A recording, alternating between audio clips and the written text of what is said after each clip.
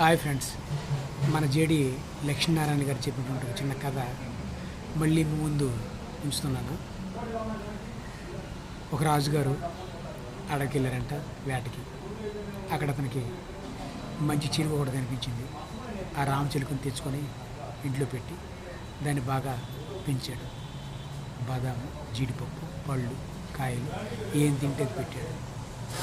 ఒకరోజు ఆయన ఆ రూమ్ నుండి డోర్ తీసి బయటికి పంపాడు. కానీ అది ఎగరలేదు. ఎంతో బాగా ఎగురుతుంది అనుకున్నాడు. అంత బాగా పెంచాడు. కానీ మళ్ళీ వచ్చి తను పెట్టినటువంటి పళ్ళు కాయలు తింటూ హాయిగా అక్కడనే కూర్చుంది. అప్పుడు రాజుగారు దండోరేసి సభలందరికీ చెప్పాడు, ఎవరైతే ఈ చిలకని ఎగిరేటట్టు చేస్తారో వాళ్ళకి బహుమానం ఇస్తారని. అప్పుడు అందరూ ట్రై చేశారు, అవ్వలేదు. చివరికి ఒక రైతు వచ్చాడు. ఒక చెట్టు మీద దాన్ని నిలబెట్టాడు. ఆ చెట్టు మీద నిలబెట్టి ఏ చెట్టు మీద కొమ్మ మీద అయితే ఉందో ఆ కొమ్మను నరికేశాడు. అప్పుడు ఎక్కడైనా మొదలుపెట్టింది.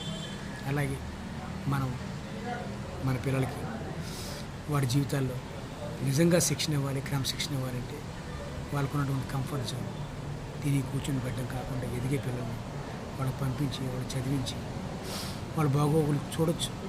కానీ సింగిల్గా వాళ్ళ జీవితాన్ని ఎదుర్కొన్నటువంటి బలాన్ని ఇవ్వాలంటే మనం తన కాలు మీద తను నిలబెట్టడం చేయాలి.